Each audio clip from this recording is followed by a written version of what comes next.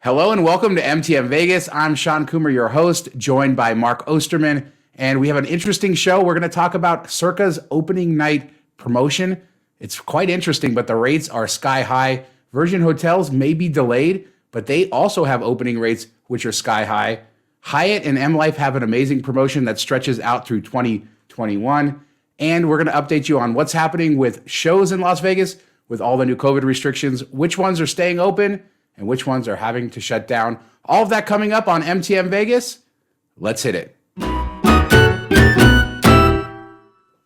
So, Mark, how's the weather up there in Michigan? We got some snow on the ground, so I wish I was in Vegas, sitting by the pool, drinking some drinks, but just a little bit of snow, a little dusting, but it is cold, so I'm not looking forward to the winter. Hopefully it's a mild one like last year. It's been freezing here in the 50s during the day, so I know how you feel. Oh, yeah, okay. I'd be wearing shorts in the 50s. I mean, it was in the 70s just a couple of weeks ago, so this is like a frigid time of year, but not too bad compared to places like Detroit and the rest of the country. But I know as people get ready to come here, what's been interesting is I've been looking at hotel rates and everything else, and nobody's booking Vegas in December, January. The rates are low. I was looking at weekend rates at some properties, sub $100 at properties like Bellagio and things like that on a weekend, on Friday and Saturday. And the cheaper properties, I was seeing $30, $40 rates on a Saturday night in January. So it's going to be interesting to see how the next couple of months go. And of course, Circa is opening December 28th, which is a Monday. And they came out this week with an interesting promotion. Derek Stevens on Twitter made a video and he announced that if you book opening night, December 28th, you'll actually get December 26th and 27th as well, because they're going to open the hotel 2 nights early to practice or whatever. And when they first announced this promotion, I went and looked at the rates. They were requiring you to book 2 nights. And the rates were pretty high. They were around $300 a night. Eventually, they relented, and now you can book just opening night, December 28th. But guess what the rate is? What do you think the rate is? For just opening night, $325. That's not a bad guess. But yesterday when I checked, it was in the threes, at 350-ish. Today it's $429 for that first night. Now again, you do get 3 nights because you're going to get the 26th and the 27th. But it's $429 plus resort fee for and tax, of course, as well. So you're at about $500 a night to stay there opening night. It's pretty ridiculous. Yeah, it's crazy because the casino's already open. So kind of like the shine of it has already worn off. Like people aren't super excited. Where if it was all opening at one time together and like, let's say people that booked a room got to enter the casino before everybody else or something along those lines, then I could see those rates. But at $500 for, I know you're getting 3 nights. If you can even make it the 3 nights, I feel bad for people that just wanted to say I stayed opening night and wanted to pay like $250 or whatever. But then you also like, is it really opening night if you're getting two nights before opening night? Like, what are we doing here? So I don't know. Maybe they looked at it and said, wow, Monday's a really terrible day to be opening a hotel. So let's try to sneak some people in here Saturday and Sunday. I don't know. Yeah, and if you look at it that way, is it a terrible deal? Because you are getting weekend nights in Vegas on a potentially busy weekend. Usually the week between Christmas and New Year's is fairly busy, but this year, like I said, rates aren't sky high, and immediately following Christmas isn't always the busiest. But yeah, for $429, you're getting 3 nights, including weekends. So if you look at it in that context, it's okay. But let's look at it in this context. Let's compare it to some rates at competing casinos on the same night, on December 28th. For instance, you could stay at the Rio for $29 a night. You could stay at Planet Hollywood for $45 a night. The Cromwell, your favorite, Mark, $89 a night. Caesar's Palace, $99. Bellagio, $118. Aria, $98. Delano, which is just an amazing property, for $61. Wynn for $169. Venetian for $119. So, and then even if you look at like their neighboring properties, California is $55 for that night. The D, which is owned by Derek Stevens, the same company as Circa, $17.50 for December 28th. Deal. So you can just You stay can go right to there. Circa Light for $20. Yeah. And then the downtown Grand, which we've talked about on the channel, they opened a brand new gallery tower. The suites in the gallery tower for that night are $74, or you can get a regular Oh room for wow. as low as $29. And of course, all the downtown casinos are very cheap. So this is not just higher than everything else around it, but its magnitude's higher. And then I did kind of look to try to go like the week after during the week, and I think rates were somewhere in the $139 rate being the cheapest that you could get midweek in January. 139 plus resort fee plus tax. So you're still looking at about $200 out the door midweek during January, which, as I said, is like the lowest that we've seen in a long time. Bookings seem to be low, rates seem to be low. It's a bad time of year to be opening. January, the weather's not really great in January, even February. It starts in March, it starts to get nice again. I used to go to March Madness all the time, and it was like perfect weather, 70s. But before that, January is rainy, a little bit chilly. So I don't know what they're thinking. But if you look at the stadium swim, when they first rolled it out, they wanted to charge all this money to reserve chairs and stuff, and then nobody was doing it. So now if you pay, you still have to pay the entry fee, but they let you pick a chair when you pay the entry fee instead of having to spend $50 on food and beverage to get a chair and stuff like that. So I think they'll do this until they realize, get what they can get from the people that are overly excited. But then once they realize that nobody's booking it, they'll just drop the rates down pretty quickly. I don't think it will last that long. Maybe a couple weeks after opening, they'll start to lower everything down to still be the highest in Fremont Street, but not, 4 or 5 times higher, 10 times higher, whatever it is now. But I think they have to. You can still go to the casino. You can still go to Stadium Swim. You can still go to the sports book. Just walking out the hotel isn't that big of a deal, especially when you're talking Fremont Street. You don't have to walk far in between casinos. You can just stay right across Fremont. So I don't think it'll hold up too long. Yeah, and as I say, you can stay in the gallery tower at downtown Grand, which is a 2-minute walk away from Circa. Brand new rooms, just opened a month ago in a suite for $74. So it's going to be interesting to see how this pans out. I won't be there on opening night. I'm not going to spend $429 to stay there. Should do the Grand Suite, do a video tour. I'm curious to see what those rooms look like. Yeah, I do want to stay there, and I do have that on the list to stay, because I do think that the Gallery Tower has probably kind of gotten lost in the mix of Circa, and I think that property, Downtown Grand, is really cool. So I do want to stay there and highlight that a little bit more. What's also interesting on the horizon is Virgin Hotels Las Vegas, which is supposed to open on January 15th, 2021. And we got news this week that perhaps that opening will be delayed. They haven't made a decision yet on it, but the property is nearing completion, so it will be finished. It's just a matter of if the market timing makes sense for them to open in January, given everything else we've said. They basically said they're kind of still making up the decision, but they are going to be looking at it very closely. And I kind of looked at their rates, because Virgin Hotels Las Vegas is going to be a luxury property. It's the former Hard Rock on the corner of Paradise and Harmon. And yeah, they're charging $355 a night for their opening weekend. And now that is a Friday, Saturday. It's a 2-night minimum. So $355 per night for 2 nights. So about $800 Ouch. all in for the weekend if they do open. Now, this is a Hilton property. It's a Hilton Curio Collection. So they're a partner with Hilton. And I believe the going rate was about 67,000 Hilton points for those nights as well. So not a great deal either way you go.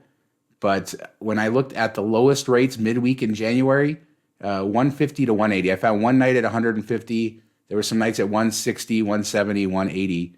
So you're still looking at about 200 all in, same kind of range as Circa, to stay there during the week during very slow January period. Yeah, and I'm kind of surprised that it looks like they completely gutted everything, which, Hard Rock was always one of the nicer properties, I thought. The casino was always pretty nice. I love that bar they had in the center where you could sit on one side of the bar and hear somebody whispering, directly across this huge circle bar. Somebody sitting, sight view across from you, you could hear them whispering their conversation, which you forget when you're sitting there having some beers and stuff that people can hear you talk, but it was kind of a cool experience.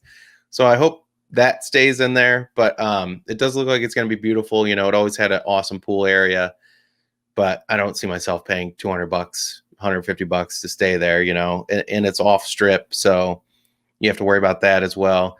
Hilton points, you know, those are pretty easy to rack up if you're into the travel hacking game. So I think that's a good option for them, you know, and it's probably going to be cheaper than staying at the Waldorf on the strip using Hilton points, which you've stayed at and loved.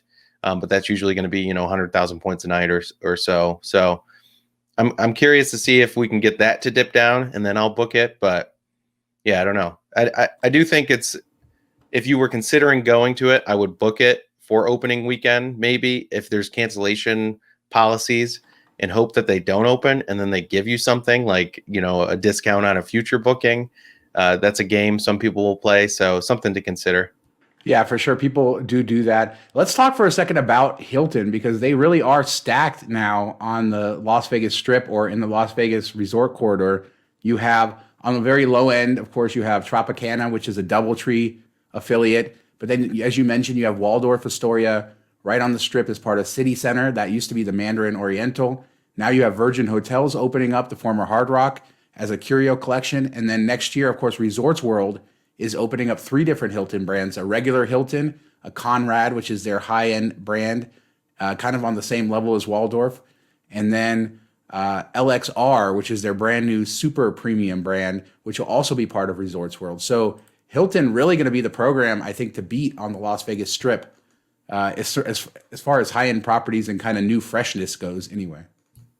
Yeah, you forgot my favorite one too, Alara. That's yes. Oh yeah, that's true. That's my favorite, which is, you know, in the Miracle Mile shop, kind of Planet Hollywood adjacent, you know, somewhat attached, but a separate property. And we stayed there a couple years in a row for March Madness, and they had a 2-bedroom suite. This was back when it was Westgate the first year, and then it switched over to Alara the second year. But you could get a 2-bedroom suite, which is, you know, 2 bedrooms and then a massive living room with a huge couch, and it has like an 8-foot projection TV. The window shade closes, and then the projector puts the games on there. So then you had, you know, a TV in the living room as well, or in the kitchen as well. So you're watching it on the 8-foot. Then you have another TV in the living room playing the other game that's on. It's a pretty cool experience. So if you're going with a group of buddies or you know, 2 couples or whatever, that's kind of a cool way to do it. Yeah, and that's a Hilton Grand Vacations Club property, and there's a few of those on the Strip actually. There's one right behind the Flamingo, and there's that one, and then there's another one up north of the Strip, almost across from Sahara. So there's actually quite a few Hilton Grand Vacations here as well. And yeah, so it's good to see these national chains kind of getting a presence. But in Hilton's case, I like it because each one of these properties is unique. They're not going to be a sort of boilerplate, cut and dry Hilton property. They're all kind of different and unique in their own way. And speaking of partnerships between Vegas casinos and national chains, Hyatt and Mlife have a long-standing partnership, which has been incredibly lucrative for many of us who are Hyatt loyalists. I am a Hyatt globalist, which means I have top-tier status with them. I stay more than 60 nights a year at Hyatt. And whenever I stay at an Mlife property in Vegas, I get credit for my Hyatt stays. And I also get gold status with Mlife because of my Hyatt status. So it's really been a great promotion or a great partnership over the years. And even though this is a Vegas-centric show, Hyatt has a ton of promotions that they have come out with through kind of February of next year that I think will be of interest to people coming to Vegas, because if you stay in Mlife properties, you will get some benefits with Hyatt as well. Yeah, I mean, you might as well double dip it if you can. If you're coming out and you're an MGM loyalist, then marry those 2 accounts together and try to get some Hyatt credits. Early in the year, each stay will count as 2 nights for Hyatt. So if you stay, you know, 4 nights in Vegas, you're going to get 8 nights of credit towards elite status with Hyatt. So the partnerships are pretty cool. If you already have status with Mlife, you can match it to Hyatt as well. So then when you go somewhere else that has a Hyatt hotel, you'll have some status. And I think we're going to do an episode in the next couple weeks before the end of the year, like shortcut ways to earning status without actually gambling anything. So I hope you guys look forward to that one, because that'll be a good one. Kick off next year. Yeah, and I'm actually considering, I talked about this on the MtM podcast, our Miles and Points travel podcast, mtmpodcast.com if you're interested in that. I talked about it on this week's show. about my strategy because I'm short of some milestones that could be beneficial to me. And I'm deciding whether in December to use Mlife stays to sort of pad my Hyatt stays and hit those milestones, or whether I should push them off to January. So if you're interested in this and kind of diving deeper into the loyalty side of Las Vegas, I highly recommend our podcast and especially this week's show because you will be able to hear all about this Hyatt Mlife promotion and why it's so good, not just for Vegas, but outside of Vegas as well. But I've been so happy over the years with the Hyatt and Mlife partnership, and I hope that it sticks around. Unfortunately, I know a few people who have been targeted with noir status because they're Hyatt globalists. That never happened to me, but I do still hope for the day that they give me that call and say, Sean, you're upgraded to noir. That'd be awesome. Yeah, That's amazing status.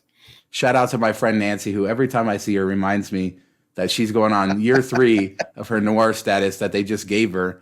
And I am so jealous of that every time she gets picked up at the airport in a limousine or just gets loads of comps, all kinds of stuff. And she doesn't gamble a lot. So I don't know what sort of voodoo she's worked, but kudos to her and to everybody else. But yeah, so look for that. And yeah, look for our future episodes so we could talk more about Caesars Rewards and Mlife. And we really want to show people how to maximize these programs, especially for the people who aren't heavy gamblers, who aren't dropping tons of cash in the casinos. And finally, we kind of hit it on a little bit last week, the new restrictions. Shows are not allowed to have more than 50 people. We had just seen a number of shows reopen, and now many of them have closed again. MGM Resorts announced that all of their shows that had reopened were closing for 3 weeks during this new pause that we have, these new restrictions where they can only have 50 people per show or 50 people in the audience instead of 250 people. And I know I read that Piff the Magic Dragon, your favorite guy over the Flamingo, he's closed down as well, right? Yeah, that makes me sad. Piff. He couldn't make it work, huh? He couldn't make it work with 50 people. I don't know any show that can make it work with 50 people. Like you're not going to be able to pay your staff and everything else. So, but I don't blame any of them that shut down for the 3 weeks. Hopefully it's only 3 weeks. Yeah, hopefully it is. And we're still sort of in the middle of that. Anecdotally, I went out to dinner the other night and in the restaurants, everything's at 25% capacity. And it just felt kind of like, I don't know, the atmosphere just wasn't there for me. So I don't know that I still like going out right now, but it's that same sort of thing carrying over to the shows. Now, there are still some shows going on, some comedy clubs, basically the shows that felt that they could make it work with 50 people. So there is still some entertainment going on, but very few things have been able to make that work. And hopefully we'll get to the other side of the big pause and things can start to reopen. We did get news, of course, with Cirque. We talked a little bit last week about Zumanity and all that. And of course, Jim Murin, the ex-CEO of MGM Resorts, is the new CEO of the brand new Cirque, which came out of bankruptcy and got bought out. And all of their shows worldwide apparently are pretty much a go except for Zumanity. So we see the kind of cogs in motion. The entertainment parts of Vegas are getting ready to reopen next year as we have hope on the horizon. And we will see a lot of these shows come back, which is good because I know that COVID's put such a financial strain on so many of these productions and these production companies. And so it's good to hear some news that the wheels are in motion for bigger shows to come back when they're allowed. But for December, January, it's probably going to be pretty quiet on the Strip. Yeah, for sure. It'll be a ghost town, except for the people riding scooters around. And the vloggers out there on YouTube holding their cameras up filming. So look for me. I do plan to do a lot out there. Again, I know said last week, it's been a very busy time. I have a reselling business, which is very, very busy this time of year. And I'm trying to get to the other side of that so I can film more tours and have tons of that coming up. And I appreciate people's patience with that. But I do hope that you guys enjoy these new shows and tons of tours and other interesting videos coming up. I have lots of ideas for unique videos that I want to bring to the channel in the next month or two. Not just me walking around pointing a camera, but trying to show you guys some unique and interesting stuff. So stick around for that. And that's going to do it, I think, for this episode of MTM Vegas. Make sure to check out our podcast, mtmpodcast.com, for travel, miles and points, everything related to that. And our website, milestomemories.com, where we have about 50 posts every single week, deals, promotions, travel reviews, hotel reviews, Vegas news, even some Disney as well. milestomemories.com. Thanks, Mark. See you guys. See you next week. Yeah, see you guys next week. Thanks for watching. Bye.